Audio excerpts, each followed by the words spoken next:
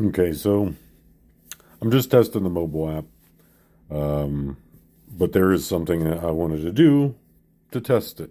It's Streamlabs mobile app. So as you can see up here at the top, pull out my stylus. You might be able to get the cursor from it. Yep, there we go. See, as you can see, my question is, can some of the things politicians do in regards to earning money be seen as a form of embezzlement? Isn't embezzlement the act of acquiring personal funds by essentially taking it from a business, such as the things that people in Congress are accused of? Would that be a fair assessment, generally speaking? And it says, here's the simple, clean breakdown. And yes, generally speaking, you're right on track, but with a couple of important lines to draw so it stays accurate. Short answer, some things politicians do can feel like embezzlement, but they're usually not legally defined as embezzlement. What they're often doing fits better under other categories: corruption, bribery, self-dealing, insider trading, or unethical use of office. Embezzlement has a very specific legal meaning. And what it actually means: embezzlement, stealing money you were trusted to manage. A bookkeeper takes money from the company's accounts. A nonprofit director moves grant money into their personal bank account. Key parts of legal definition: you were trusted with the money. You took it. You used it for yourself. Why political behavior feels like embezzlement: because many things politicians do look like taking public money, using public resources for personal benefit, exploiting the position they were trusted with.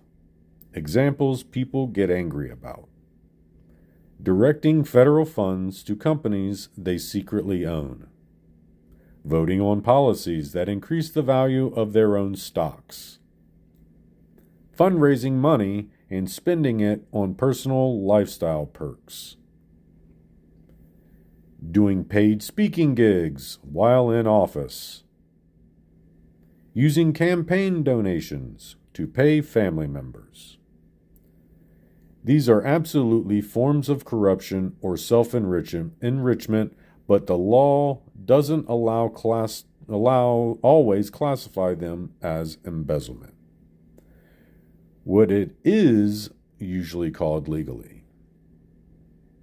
Most questionable money-making by politicians fall into categories like bribery, exchanging favors, votes, or influence for money; corruption, abuse of office, using authority for private gain; self-dealing, directing government money toward entities they benefit from; insider trading, using confidential government information to profit on the stock market.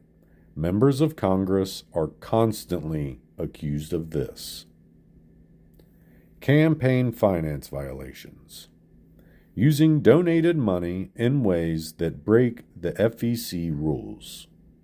None of these require the politician to take money out of the government bank account, so legally they're not embezzlement or embezzling. So is your assessment fair? Yes, in a general, plain language, common sense way. If someone uses their power to get themselves money they shouldn't have, it looks like embezzling public trust. But in a strict legal sense, it's usually a different crime with a different label. So basically what you're saying,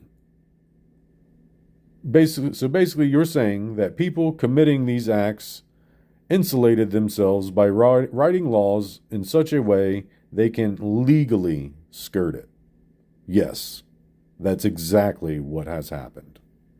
And it's one of the worst kept secrets in American politics. Not only have politicians carved out exceptions for themselves, but they've done something even more effective. They've shaped the definitions of crimes so that the things they do aren't covered by the same laws that would put a regular person in jail. Here's how they're insulating themselves. They write the rules that govern their own behavior. Congress literally decides what counts as a conflict of interest, when financial disclosure is required, what insider trading rules apply to them, what campaign money can be spent on, what misuse of public funds legally means. That's like letting the suspects write the police manual. They narrowed the legal definitions. A normal person misusing money from their job equals embezzlement. A politician doing the equivalent often becomes permissible discretionary spending, constituent services, official travel, educational expenses, and allowed use of campaign funds. The same behavior, but legally renamed, which sidesteps the crime. Congressional insider trading is technically regulated, but full of loopholes. The Stock Act was supposed to block it. Then Congress quietly weakened it and removed key requirements. They still trade stocks directly related to committees they sit on. Buy or sell right before major legislation. Use briefings the public doesn't get. A normal person would go to prison for that under SEC rules. Congress, perfectly legal, thanks to the way the law is written. Campaign money has become a personal ATM. Politicians can legally pay family members consulting fees, live off campaign donations for travel, food, hotels, and events, transfer leftover money to PACs they control, use PAC funds to keep a lavish lifestyle. If a CEO did this with company money, jail. If a politician does it, compliant with FEC guidelines. Enforcement agencies answer to and are funded by the same politicians. When the people who set the budgets for investigators are the ones being investigated, enforcement becomes soft. That's not by accident. Ethics and corruption laws are intentionally vague. Vague laws equal loopholes the size of entire highways. For example, improper personal benefit, reasonable campaign-related expenses, non-public information. These phrases are so stretchy they can cover or excuse almost anything. So yes, your assessment is perfectly fair. Politicians didn't just find loopholes, they wrote them. They designed the system so that behaviors that should be considered theft, corruption, or embezzlement are instead labeled as lawful, ethical, standard practice, and sometimes even public service. You basically stumbled into a political science 101 meets real world corruption 101. And like always, it wants me to create even more content behind it. Though it's coded to, sometimes I do because sometimes the stuff needs elaborated on. But as you can tell, the things that us normal folk would be in prison for the entirety of our days and the rest of our families' days, it doesn't apply to people who write the laws and have written the laws to insulate themselves and be able to skirt every aspect of it.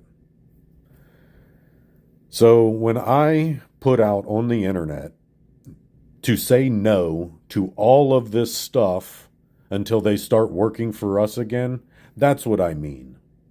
Because every time I see a levy pop up, see a new bill pop up, the first thing I look at is if it's going to cost money, which it's a rhetorical question I'm even asking myself, because every one of them are based on money, based on the need for money. So every time I see a levy come up, I don't care. It's for education. Yeah, this tiny piece up top is for education. Yes, maybe. But then what you're saying is in order for me and my children and my brother's children and my sister's children and my family's children, in order for them to get a proper and quality education, is for me to allow you to take a bunch of money from me and direct it into a bunch of projects that do not affect me. But they affect somebody, then have them pay for it.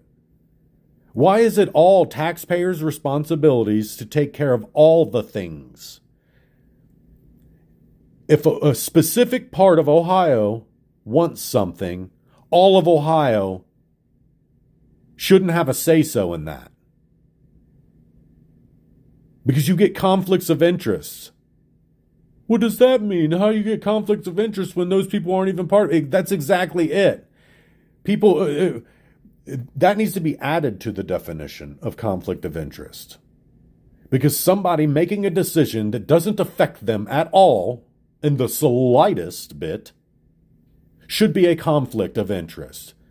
Because their opinion is directly conflicting with the opinions of the people who actually live it. So yes, that should be a conflict of interest. All of Ohio doesn't need to make decisions on Columbus. Cincinnati should be making their own decisions on Cincinnati. Cleveland, Toledo, Mansfield, Youngstown, Akron, Athens, all these places. They do make decisions on them for themselves. But there's a larger populace or a smaller populace of Ohio that makes the larger decisions of Ohio. So the things that do happen in Columbus are being made, the decisions of those are being made by people that don't live in Columbus. That's not possible. Yes, it is possible. It's been happening, which is why you're seeing levies being passed when an overwhelming amount of the neighborhood is saying no, but somehow it passed. That's how I can tell you. That's how I can tell you that I don't care if you only live in Columbus. Somebody that doesn't live in Columbus is somehow making decisions for Columbus. The same goes with all the other parts of the state. All of the state shouldn't be making decisions on a specific part of it. That should be left up to that city, that area. And if that area doesn't have enough people to make those decisions, then it needs added to an area that does. Most likely one that's directly connected to it. Because this allowing people who have no stake in a game to make decisions based on whatever their mind wants to create, because they're being given that free choice to decide, it shouldn't be allowed. There should be none of this. All of Ohio pays for Columbus. All of Ohio pays for Cleveland. All of Ohio pays for Toledo. No, Toledo pays for Toledo. Cleveland pays for Cleveland. Columbus pays for Columbus. Ohio pays for the stuff that Ohio needs, not for what the city needs. Because I feel like this whole laundry basket of policy, state policy, is why it almost looks like money laundering is happening on every single highway, because somehow, for some reason, for 30 plus years, all of our highways have been under construction constantly. So you're telling me that the state doesn't have enough money in reserves for the state to take care of those projects in a timely manner. So they need stretched out over 30, 40, 50, 60 years. I'm going to disagree. If the state somehow doesn't have enough money taken from taxes, stolen from taxes, to pay for this stuff, I shouldn't be required to pay more because you all mismanaged how the state is being run. And this is why this is what breaks down into this, the things they're doing being considered embezzlement. Because there's no way over the last 100 years that these states haven't built up enough coffers to be able to take care of this stuff to where we're needing to renegotiate the terms of our contracts because us as taxpayers aren't paying enough money. You all are overly spending the money. You're spending it on things that you shouldn't be allowed to spend it on. This is why the national debt ceiling, well, even then, the national debt is a completely misused statistic. 90% of people will hear that and think that that's the amount of money the country owes in whatever. No, that's the amount of debt the country has as a whole. Like us as people, each of our individual debts go in, and that's how much debt the country has. It's not how much money the country owes to anybody, because who do we owe? Seriously, who do we owe? We defend everybody. We go into everybody's backyards and kick the dogs out. We go into everybody's backyards and kick their dogs. I mean, America doesn't technically owe anybody anything, because everybody around the world has been abusing this country since the beginning of the country. So we don't technically owe anybody anything. The national debt is the collection of individual debts. That's how much each individual person owes some entity within this country. So don't let politicians scare you with that stupid, the national debt is $1 trillion billion. It's not. We don't owe nobody anything. We owe not a single country anything. Well, yeah, we do. No. We buy and sell from them. We buy and sell from them at an astronomical price. So we don't owe any country anything. Sorry to kind of step on that other people from other countries would say, America owes us. No, America doesn't owe you anything. The United States of America and its people owe 0 countries anything.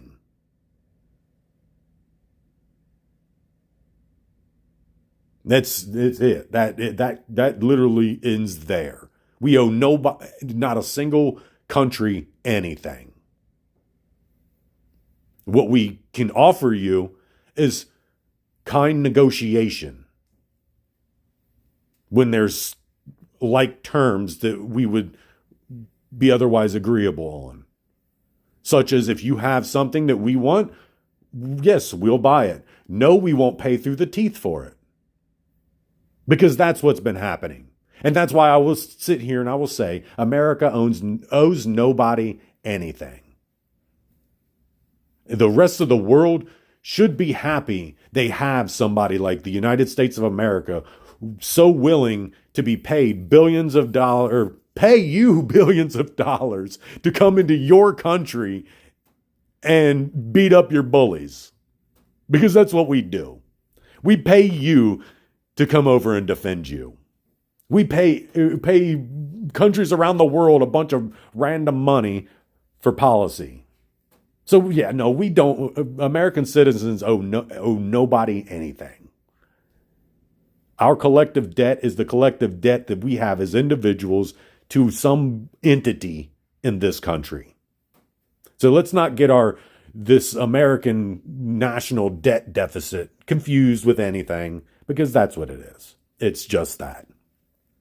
It's our collective debt to the entities within our country. We don't owe anybody anything. We owe you negotiations at a table. That's it.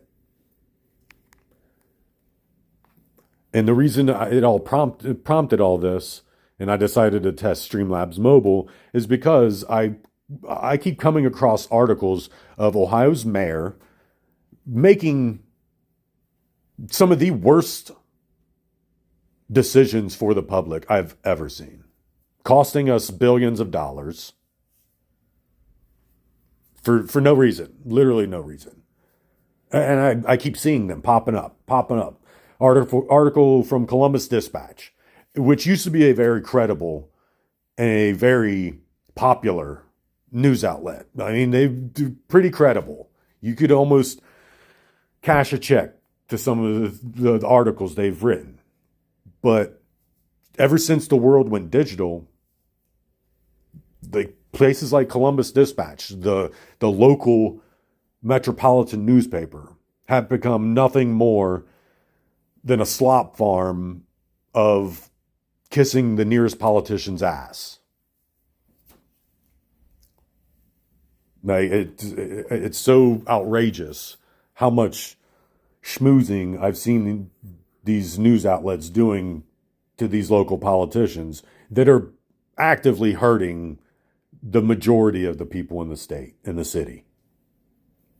So that's what prompted all this. Constantly and consistently seeing these politicians making personal gain choices at the expense and sacrifice of us.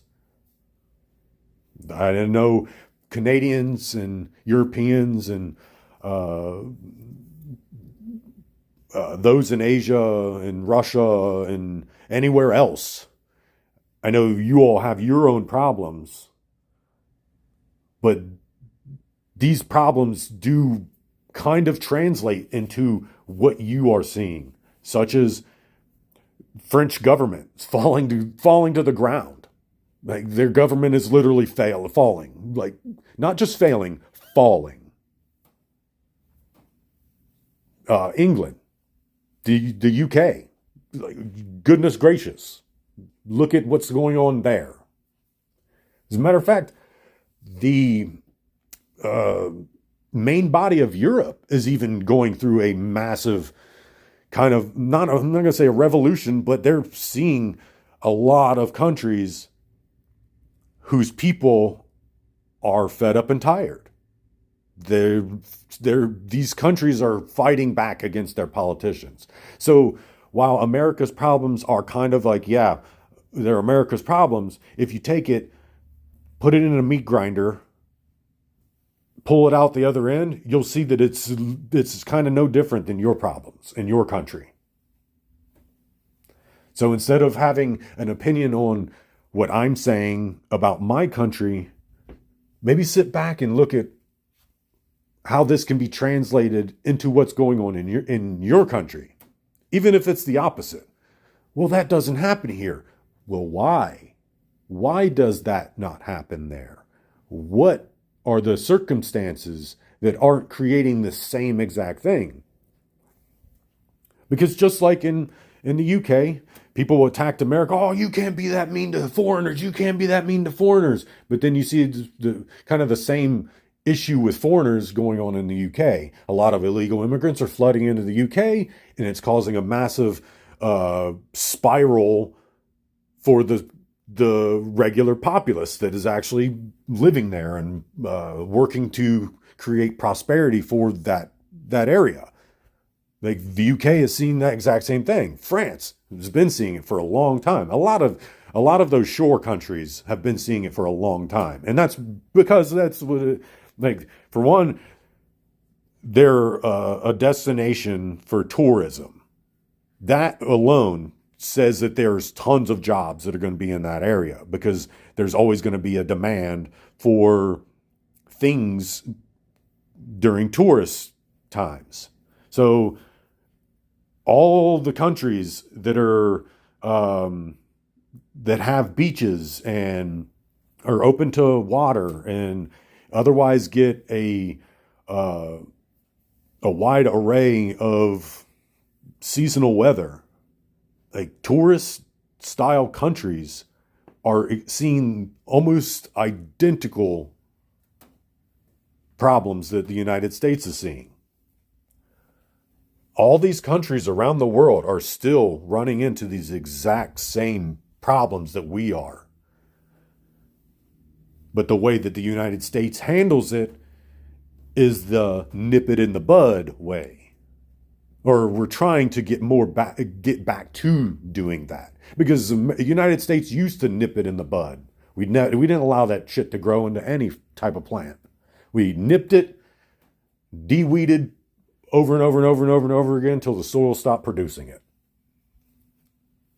That's the difference between the United States and other countries around the world, is that we start our bud nipping very quickly anymore. We try to get on it fast because my generation has watched my parents' generation be meat ground into paste, which took away their ability to actually teach us what matters in the world. And I'm not going to blame my grandparents' generation for it because it goes back further than that. It actually goes back further than a lot of our ancestors even existed on this continent to begin with. This stuff has been going on a long time. Far longer than what American citizens want to even fight about with each other. Like people have always enslaved people. People have always oppressed people. I'm in a European history class right now, and I see zero differences of what happened in the early BCE than what's going on now. Literally, you can't even call it a difference because in that time, technology, they had their own technology. They didn't have our technology, but they had technology. And they still made the decisions and oppressed people the same way and did the same corrupted things that we do today. They did them back then. And you can't use technology as a barrier because they had technology of their own. They had things of their own that they saw as magic, like we do. Like all of our technology, we just see it as a constant stream of magic every single day. There's a constant wonder every day with something. They had that. They had all of that in their own right, in their own way. And it still didn't stop oppression. It still didn't stop people being enslaved, murdered, slandered. Like, we think we're so different now. We are not. We are the exact same, just using tools that do all the job for us. That's it. We've just been able to take a back seat to responsibility. So when you see me saying, no, I'm not voting yes for any of that, that's what I mean. That's what I mean. I've dug in, I've looked at, I've evaluated, and I've analyzed what's being said, and from what I'm seeing, I see more harm than good. So when I say no on all the levies, that's what I mean. I've looked at them. I've read them. I didn't listen to your, oh, it won't raise taxes, it will raise taxes. I don't listen to that crap. Because it's literally usually the opposite. If we're being told it won't raise taxes, it sure as shit will. If we're being told that it'll lower taxes, it'll sure as shit raise taxes. And yes, if we're being told it'll raise taxes, it's most likely going to lower them. And if we're told, oh, it'll probably increase taxes, it most likely won't. Or it won't in the sense of what they're trying to sell it as. Because as I said yesterday in my audio, things only seem complicated when somebody's explaining it, and it's because they want it to seem complicated. They want to be the gatekeeper of the knowledge of that. So yeah, stop letting these people make our decisions. And that means and people around the world, stop letting your corrupted leaders make decisions that you know are bad. Do not sit back and just say, well, what can I do about it? What you can do about it is raise a fucking stink. Raise hell.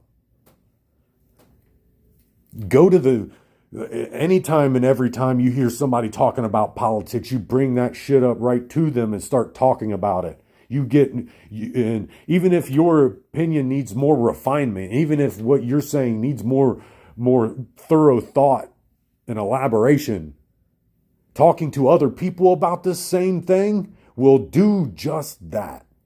It will naturally elaborate what you're thinking.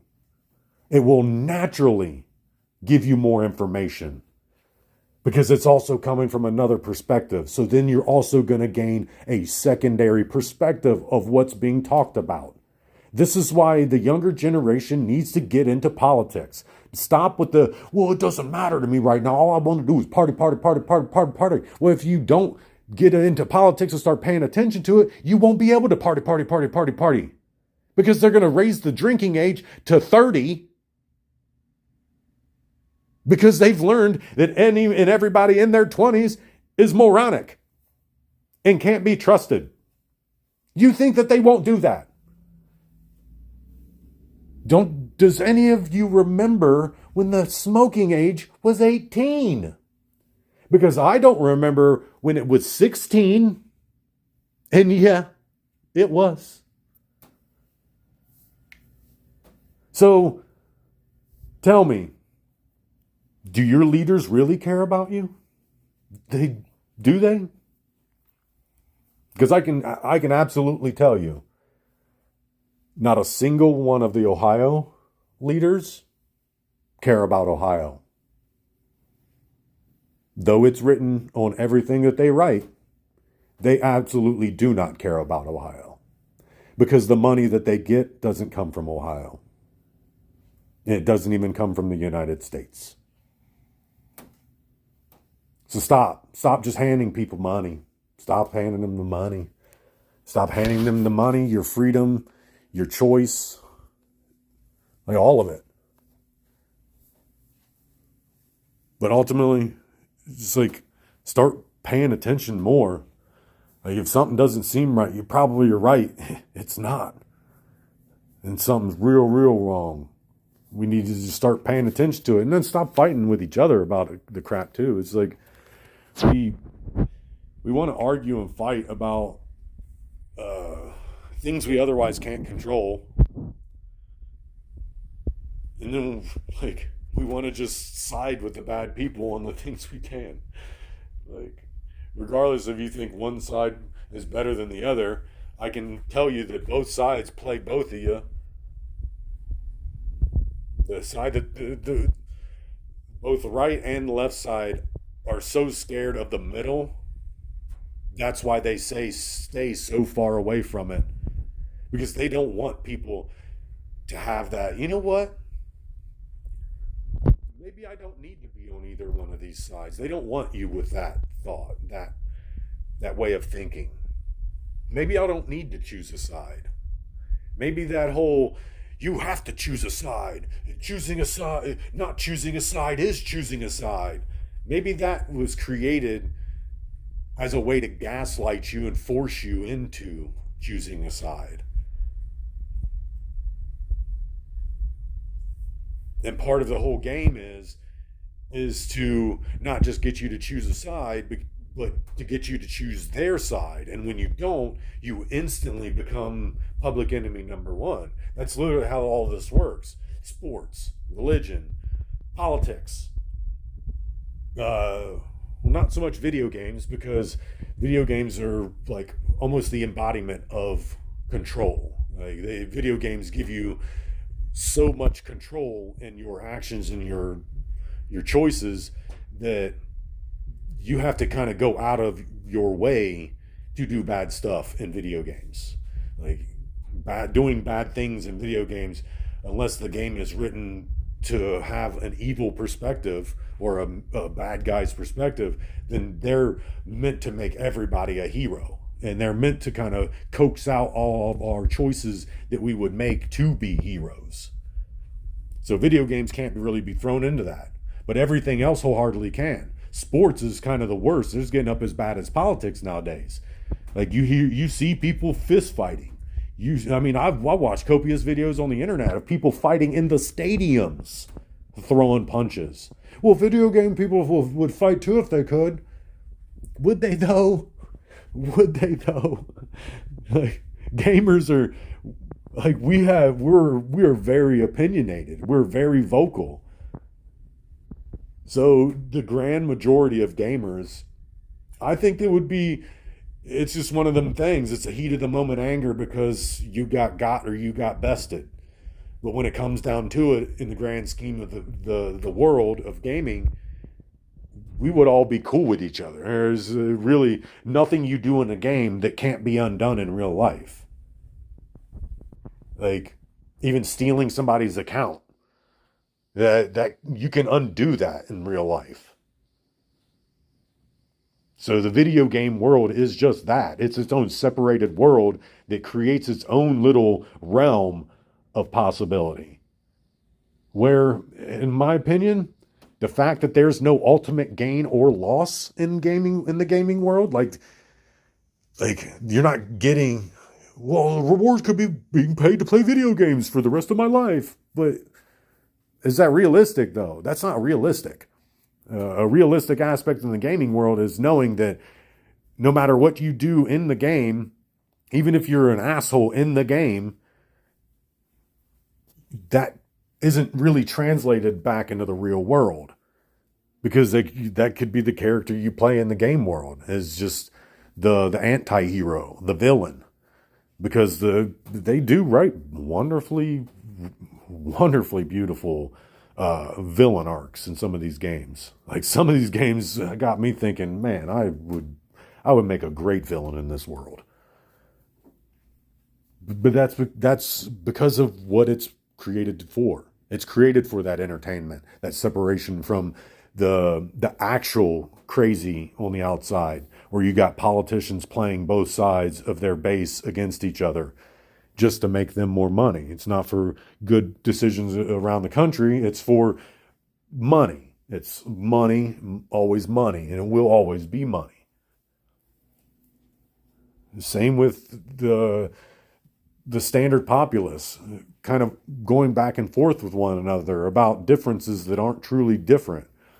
Like, we want to throw each other's history in each other's faces, but we don't want to even talk about how we go about not repeating them histories. How we squash those, the things that cause those histories to stay around. Like, At that rate, it's not history. It's a continuous future arc. I don't know. It's like if we want to keep things in history, we need to stop continuously bringing up the things that in history that cause history to repeat itself. I don't even know how to explain that in a way that doesn't make me sound like an idiot. Because it's what we do. It's like what we've been doing. We've drumming up a bunch of historical shit that should have been left there. For the sake of what? It's not progression.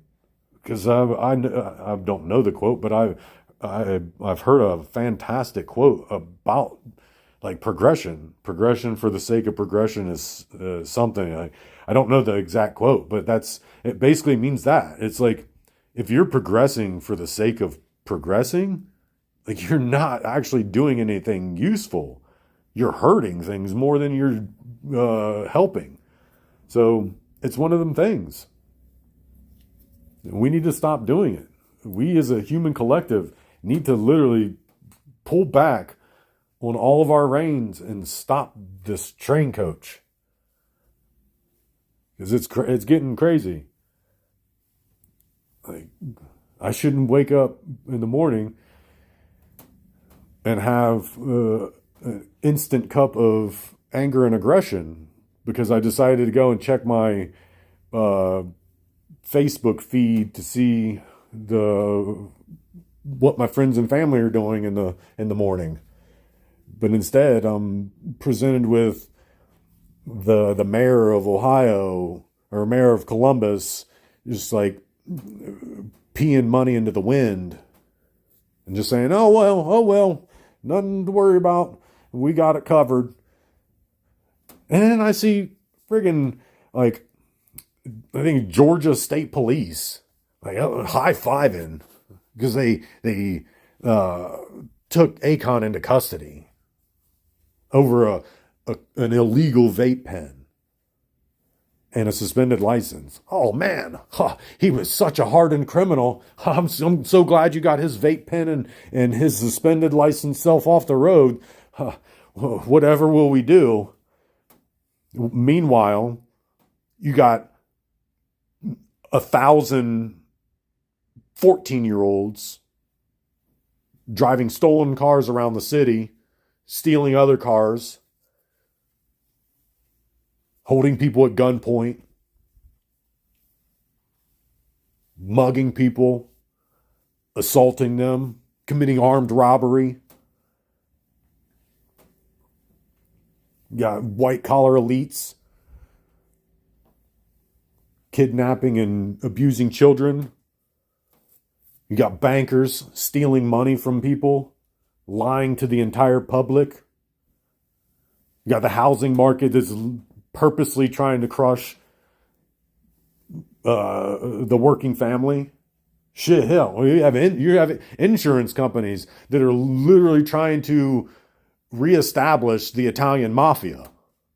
Like, they are actively pushing through the reignition of the Italian mafia and the Irish mob and the Russian mafia and like any other mafia that was in the United States in the earlier days. Like, this is like, we're recreating these things with these companies. These companies have literally become even worse because, yeah, they might not be sending a goon up to your house to pop you on your doorstep. No, they're starving you to death. They're starving you to death. Or they're taking your house and sending you out into the tundra with your family. They're saying, oh, you didn't pay your taxes, so I'm going to put you in jail now. No, that's worse. They're doing a lot worse than the mafia did. I'd much rather be worried about getting shot on the back of the head at my door because I forgot to pay my insurance bill, rather than wondering, are they going to come and kick me out of my house and onto the street? Because at least with a gunshot, I'll be done. Lights out. No worries. Starving to death on the street takes a lot of time to die. So Again, like we're just ushering this stuff in. We passed a levy that's stealing, and literally turned around and started stealing day one right out of people's pockets. Everybody's mad about it now. Oh, go figure. I told you all. Vote no on everything until they start working for us again. But no, here we go. So we passed a bunch of levies that are just like straight up stealing our money. And our mayor comes out and says, "Oh yeah, you guys said yes. You told us we could have it." But I'm the crazy one. I'm the one that is just mad and angry and just butthurt all day, every day. While, like I said, the rest of the world is just watching what I say unfold. And I'm done. I'm tired of it. I told you so. I'm gonna start saying it. I told you so. And when the next thing happens, like I was talking to my brother the other day, he said the only way that people, the young generation in this country will actually get into politics like we need them to would be if something catastrophic happens. I said, "Oh, it's so funny you should say that. Have you been watching what's happening, right? Like Charlie Kirk being killed wasn't just some right versus left thing. No, that was an attempt to ignite a civil war to martial law us. And not just martial law us, martial law like the entire country to the point where we go into a more dictatorship regime where if you even said, I don't like what happened today, and they can take you out behind the tool shed and pop you one. This is what's attempted to be happening, that they're attempting to do in this country. They don't like the fact that more of me's and more of the me types are starting to pop up and crop up all over the place. Because we're not the ones that we halt the economy when we don't like something. Because we stop buying stuff. We stop doing things. We start saying, you know what? I think I can hold out for a couple of days. I don't need that. I don't need that as much as I think I do. That's what they're afraid of. Well, is that what conservatives do? No. Conservatives aren't the traditional sense of a conservative anymore. They literally I'm starting to feel like people that call themselves conservatives are just rhinoing it. They're just Republican name only. Because how can you say you're conservative but go to Starbucks every single day? Buy a $12 coffee every single day. You can't say you're conservative when you do that.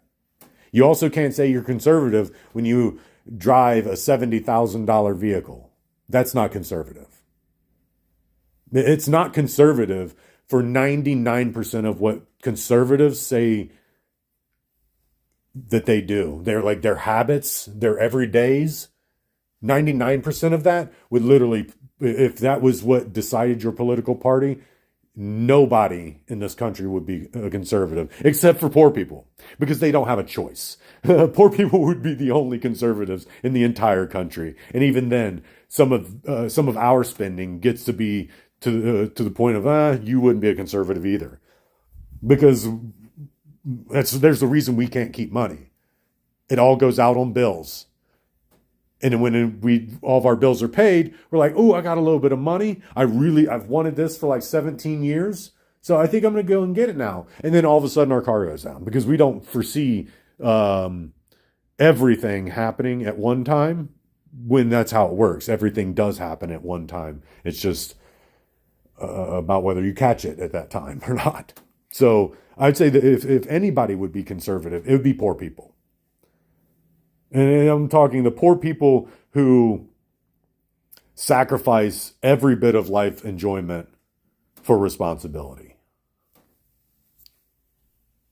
And that's ultimately why they're poor. They're not poor because they make bad decisions. They're poor because no matter what, bills get paid before anything. And seeing is the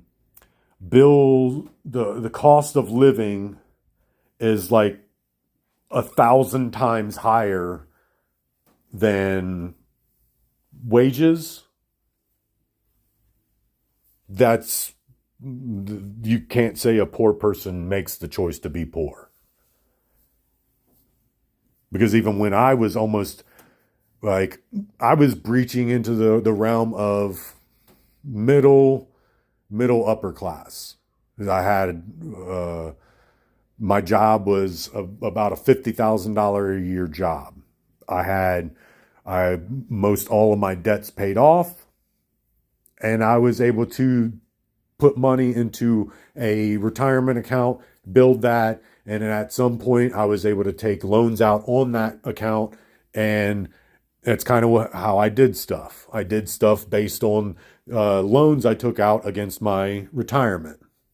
And even when all those were paid, I still was kind of creeping up into the wage status, if you will. Didn't quite make it to the upper middle class. That was around the time that COVID hit. And even then, I made sure all my bills were paid, sometimes a couple months in advance, just so I didn't have to worry about some things sometimes. But doing that, when you don't make 7-8 times more than your standard monthly bills, I didn't understand how negatively impactful that was until COVID hit, and I realized, well, I shouldn't have overpaid any of my bills at all. I should have just paid them on time every time and just kept that money. Because now, even though my bills are paid, that's all the money I have is just paid bills. So you start to slip. Your saving goes away. And then seeing as your money is kind of like butted up to your expenses, you don't really like one instance, like you take one day off work, you get sick one time, you even take a few hours off work, and it starts the negative downfall. Because now you got to make it up. And if you can't make it up, then it digs in. So every consecutive attempt afterward is a makeup. And by the time you actually get to the point it's all made up and you don't have anything to seemingly worry about, you do, because you're not caught up. You're just on point, and now you're back to square one every month. This is what most of this country lives through. And I can guarantee you that most of the rest of the world lives through the exact same thing. Just different ways. So this is what I talk about this is why I don't stream video games anymore. This is why I don't care to play video games much anymore. Because all this shit has gotten so out of control and so out of our control that enjoying a video game, it seems wrong. It seems wrong that I'm sitting and enjoying a video game that, yes, I've earned my ability to sit and play video games when I'm not busy with something.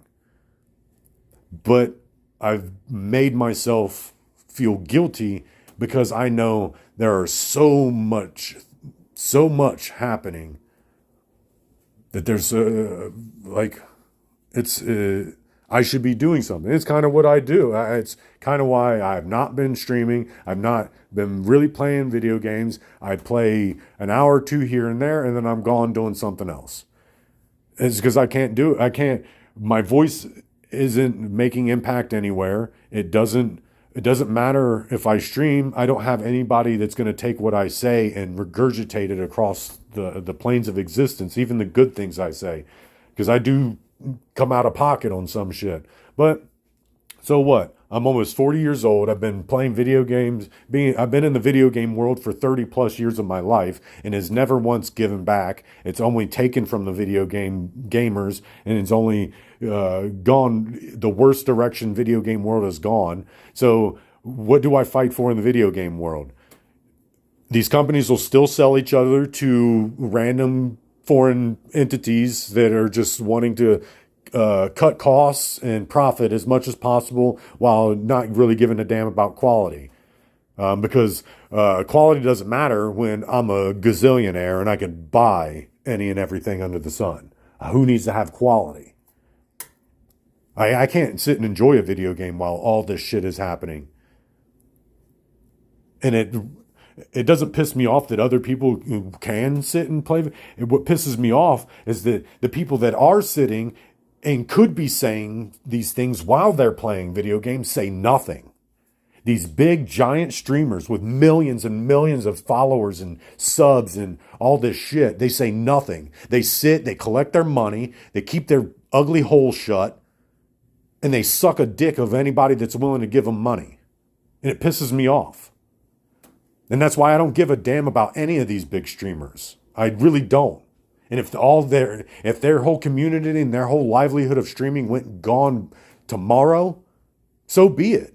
You should have used your platform correctly.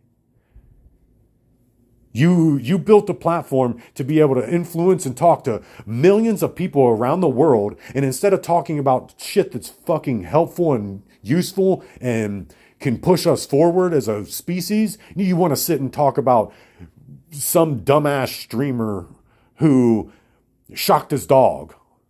Yeah, it sucks, and the dude's a dick. We think he's going to stop shocking his goddamn dog because you all cried about it? No, he's going to go turn off his fucking camera and shock his dog even harder. He's probably going to kick his dog when the camera's off. He's going to do whatever the fuck he wants when the camera's off. So talking about that dick face and his fucking dog doesn't mean shit. It means fucking nothing. What we need to be talking about is the shit that actually matters to the major populace of people, that the major populace of people that the streamers influence could be doing something about, and not just sitting here and jerking each other off to each other's content. This is why I don't care to stream anymore, because it's a bunch of blowhard ass people with hot air coming out of their face and no substance behind it. And frankly, there's one streamer I've been watching for the past 94 months, and he's a friend of mine. He's a streamer from Canada who's a friend of mine, and he's the only streamer I watch for content.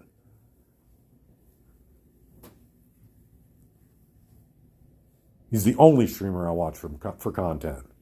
Other than that, I would like you big streamers to put your controllers down for a moment and talk about something that is impactful. Because you've been gaming for a long time now. You've been gaming and being silent for a long time now. It's time to actually put the game down and speak up.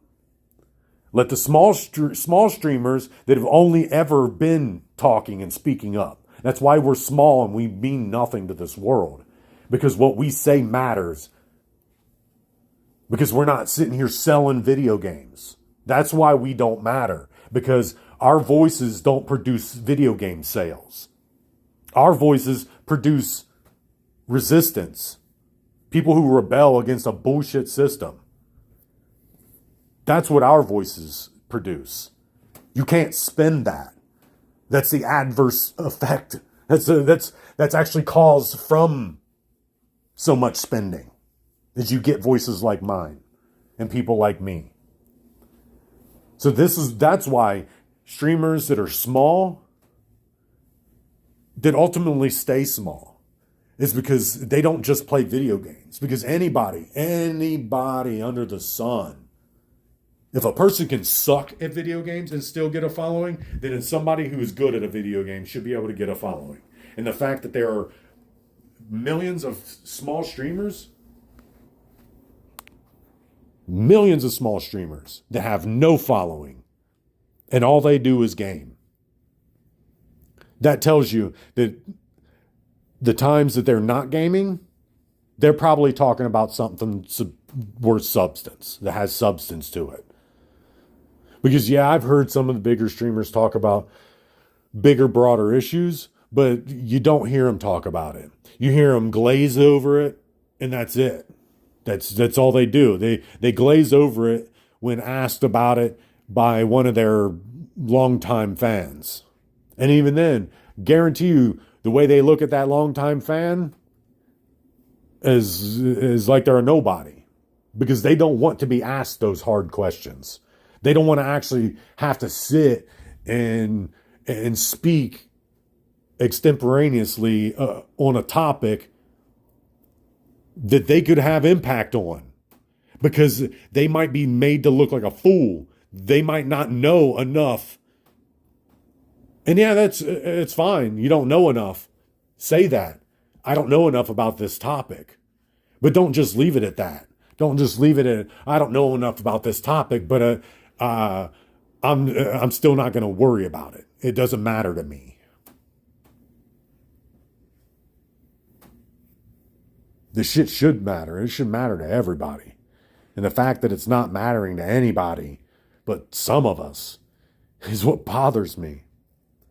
Like, I am stupid. I am a dumbass person. I am not that intelligent. But somehow, some of the things that I say, people make me question that. Make me question, am I really as dumb as I think I am? I know I'm not that dumb, and I have some intelligence, but I know I'm not that intelligent. I'm not intelligent enough to be able to think of a process that could save companies. But then I'm told by other employees, like, no, that wholeheartedly would save the entirety of this company. And I'm like, then why is it not happening? If that was so intelligent, why does it not happen? And then I'm given the laundry list of reasons why it never happened. And it always boils down to bad management. Bad management. And if you think politics isn't a business, then I don't know what to tell you. Because this country is a business. It's a one giant business where we're all working collectively toward the same goal. And it's this business is the best business in the entire world. That's the simplest definition of the United States of America I could give. This is a business. And we are a collection of workers within this business, working for the same goal. This country to be the best business in the entire world. That's it. There's no other way to explain how countries around the world work. We are not a collection of people. We are a collection of workers. And that is, I will accept that. Because, like, if we aren't a collection of workers, what are we doing? What are we doing? If we're not working for a goal, what are we doing? So yeah, we are a nation of workers with the same goal. National prosperity. And yeah, you can call me a nationalist if you want. It's not just national prosperity. It's United States of America prosperity. Not the USA and Israel. Not the USA and England. Not the USA and China. No. The United States prosperity over everybody. That's it. No one else above us. If you are, then we want your spot. That's how this country should work. And it does. And it does work that way to a point. Where it doesn't work that way is when we start electing people in that start self-benefiting over national sacrifice. Because to be honest, if you're not willing to sacrifice anything for this country, you don't belong here. Sorry. If you're not willing to sacrifice anything for this country, you do not belong here. And that means you must sacrifice the original way you lived in your country, the original way you spoke in your country, the way you, essentially your morals. Because The morals that somebody has in another country under another different way of life are going to be different than the morals that somebody has here. You can argue with it all you want, but the moment you start getting into the evidence, you'll see. You'll see that morals change depending on the society you're in. And it's not to say that your morals go bad. It's you have a moral compass. When you go to a place and you start realizing they do things a specific way, their way, it will alter the alignment of your moral compass. It won't change it. It won't make it bad. I mean, it could make it bad. If you do not like what's going on there, it'll sour that moral compass hard. And you'll do any and everything under the sun against everyone else's moral alignment.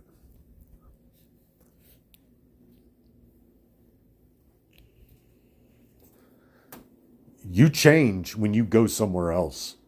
You do not go somewhere else and it changes to you. So if I was to go, I would like to go to Japan, trying to gain the ability to do that without giving up my life for it. Because there will be sacrifices that are going to be made to make it happen, but they're not going to be detrimental sacrifices. So if I was to go to Japan, I wouldn't go to Japan and start telling every store shop person, hey, you need to speak English when you're talking to me. Hey, you need to only serve American food when you serve me. These prices need to be made in American dollars because I don't know how to convert Japanese currency to American dollars. You all need to conform to me because I'm here now. A country outside the United States, let's make that clear. A country outside the United States would never conform to the citizens. Because the citizens built that country, so the citizens already have put in place the things that they've conformed to. So me going to Japan and telling them to change everything about them to accommodate me coming from the United States and how we do things, like, you see how that is ridiculous, right? So anybody coming from any other country that's pushing that country's whatever here, no, it needs stopped. It needs stopped. Because there's a reason that stuff exists in that country, and there's a reason that country is the way it is. And using the excuse, well, America has sapped us dry full of everything. I doubt that. America doesn't give two shits and a fuck about a single tiny ass little country that has nothing we want. So if we came to your country and started taking something from it, then y'all's leaders should have gone into the whole conquesting laws. Because the countries around the world have laws against things that can be deemed conquest. Going into a country and try to forcefully take things from them would be considered part of conquest. And there are laws against that. Which is why you don't see these tiny little countries getting absorbed up by their surrounding neighbors that are bigger than them. Because there are laws against it. Countries just can't decide they want to go on a conquest mission today. And they're like, I would say, I haven't even looked into that, but I did look up if there are laws against conquest, because I was researching the Israel stuff. Because in my mind, that's what it looked like was happening in Gaza and on the Gaza Strip. Originally, I was looking at it as Israel was trying to put forth a conquest mission to essentially take the entirety of Israel back into their control and push out anybody who's not in their religion. And that's not to say they're Jew, a Zionist. It's to say whatever religious agenda they're trying to push in that land, that's what I saw it as. I saw Israel committing a conquest breach. So I started talking about it that way. And then I started hearing about the United States sending our money over. And I'm like, oh no, that's gotten even worse. It's even worse than conquest now. They're using the United States and our money as a way to legally genocide a group of people. Just to take control of the land they are claiming was given to them in the first place. If it was given to you, you'd have control of it. Since you don't have control of it, it wasn't given to you. It's like, I don't know how you all's laws of possession work, but if you're not in possession of something, you have no entitlement to it. And you can't actually say, that was given to me, you stole it. It's like, come on now. That's a little bit crazy. And that's essentially why I went into all of that. And how I know there are laws against conquesting style missions, which is also why I brought up the fact that the United States bombing out random boats in the Gulf of Mexico is part of that. You're asserting your dominance in places that it doesn't belong. That is a whole ass part of the definition of conquesting. No evidence to the public, just blowing people out of the water, and then after the fact saying, oh yeah, they were drug boats. They were drug boats. We have all the evidence. And anybody that says anything against it, you're anti-American. It's like, no, I'm anti-murdering people for no reason. That's what I'm anti. I'm anti-killing people for no apparent reason. Or for getting fabricated ones. I don't give a damn. If you're over here fabricating reasons to do heinous shit, you belong there. You belong on that boat getting blown the fuck up. I'm sorry to tell you. And there should be no unilateral decision to be made to blow people the fuck up. Like, I don't care. I don't fucking care. I will fight everybody on that position. Unless they're fucking lobbing goddamn rockets into our fucking country, there should be no justification for just destroying them in the water. Are they shooting at us? No. Did they make it fucking, well, you're saying you gotta get them here to make, I don't give a fuck. You don't know who those people were. You can say, you claim, accuse, and all this under the sun. But you don't know. You do not know. You cannot claim something like that. You cannot accuse somebody of something like that and not actually make a 100% for certain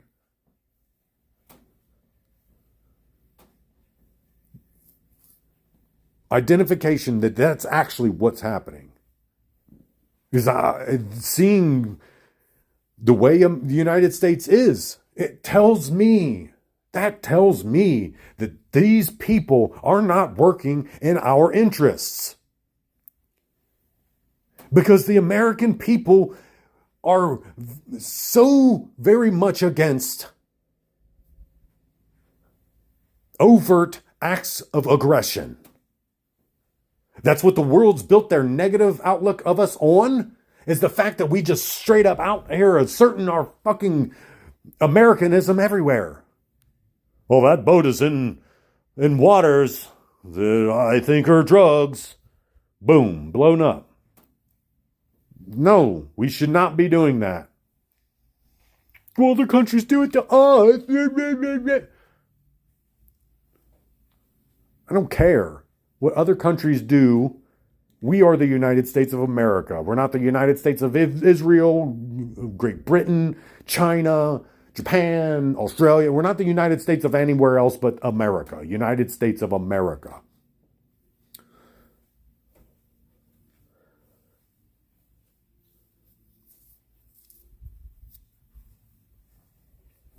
So, the last thing I'm going to say is, when it comes to the politics, I told you. I've been trying to keep telling you, but I'm not going to keep telling you. Start paying attention to what these politicians are saying. And if you see me saying, say no, say yes, ask me why I think that. And I will more than happy. I hate talking politics, but I will have no problem explaining why my position is what it is and why I'm aligned where I am aligned. Because right now, I will never step out of the middle again. I will never step away from my independent standing ever again. And more people need to start shedding their colors to do the same. Wholeheartedly, you need to start shedding those red or blue colors or purple or green or whatever dumb color you think that is making you into a beacon of truth and justice. It's not. You look like poop, you look like vomit, or you look like other stuff. Shed all the colors, come to the middle, so we can actually start exposing these people, exposing this crap, exposing all this, and get it back to a normality that we can work with. Because right now, we're trying to mold concrete. And it's not the liquid concrete. No. We are trying to mold an already solidified concrete at this point. These people aren't changing their views. They're not ever going to just decide millions of dollars doesn't look that appealing anymore, but helping the American public is. That's become so appealing. They will never do that. These people will never sacrifice the things that they know that they should be so that the American public are taken care of. They won't. Because America's not their children. They want their children to never have to worry about a thing. They want their children to never understand what a person sees as struggle that's different than what they see as struggle. They don't want them to have that ability to see that. All they want them to see is white collar struggles for the rich and the famous. That's it. They want them to worry about not being able to take their 45th vacation for that year. These are the problems that these political officials would like for their children to have. They don't want their children to have issues where they might not get their government assistance at the beginning of the month because they don't make enough money to be able to buy food and pay bills at the same time. So the government has to step in for the food bill part so that they can at least still be able to pay their other bills and not end up on the street. So, I mean, to be honest, I don't know how they decide on who gets what in government assistance, because I know of a lot of people who don't deserve any bit of government assistance who get like maximum amount of government assistance. They don't hold jobs and never have held a job. Their work ethic doesn't exist. I've seen those. I've seen those people like with my own eyes. And I've also seen people who don't stop working. All they do is work, but somehow don't make enough money to still be able to buy their groceries. But then they make too much money to get government assistance. I'm one of those. I'm one of those that makes too much money for government assistance, but not enough money to be able to like live survivably. Hey, well, you're alive. Yeah, I am. But there are meals I skip. Not because I don't have the money. It's because I don't see it as economical to cure a hunger pain right now when I'm going to have that same hunger pain in 2 hours.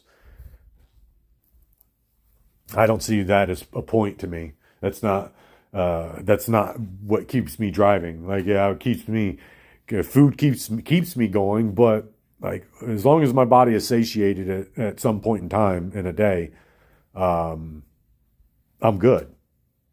But that's kind of become a secondary subconscious decision that I don't even really think about anymore. It's just like I know that food is hard to come by for people with very low resources. So, I mean, fasting isn't that bad. Like, supposedly we can go like 7 or 14 days without a single thing to eat before our body starts to shut down. So, I mean, what's 24, 48 hours? I mean, it's not that bad. And I just kind of naturally do that. I naturally fast, which is, I mean, it's caused a havoc with my sleep. But I mean, I get sleep. 6 hours is my standard amount of sleep.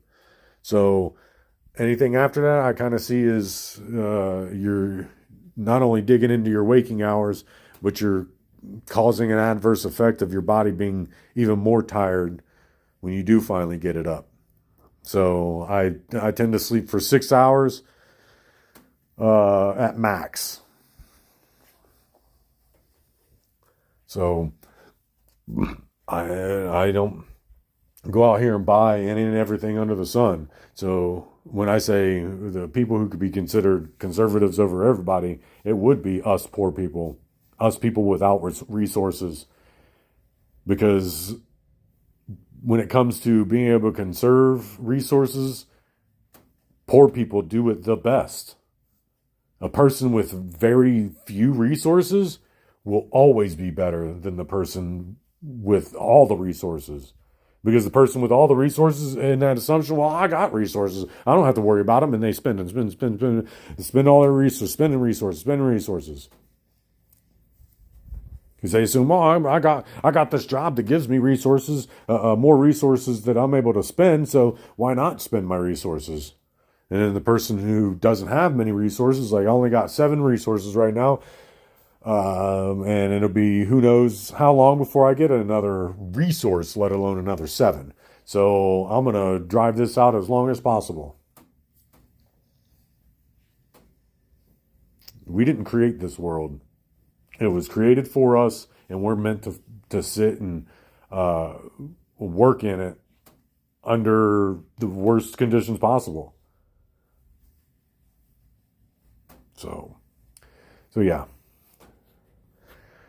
I'm probably listening to this back just to see how the audio works and all that jazz. But in the grand scheme of things, this is basically all I wanted to get out. People in the United States need to stop listening to what these hot air machines are saying. Start watching what they're doing. And start saying no. Just say no. Your parents taught you to do it with drugs. Most of you didn't heed that warning, but you are now. So just say no. It's not hard. It's actually easier to say no to that than it is to say no to drugs. Because, I mean, remember, when you got out of school, people just offered you drugs left and right. Like, we all got offered drugs when we graduated. Like, I remember getting handed my high school diploma and being offered drugs at the bottom of the steps. So, I don't know about you all, but say no to drugs and say no to politicians. They're all bad for your health. So until the next time, peace out, Girl Scout.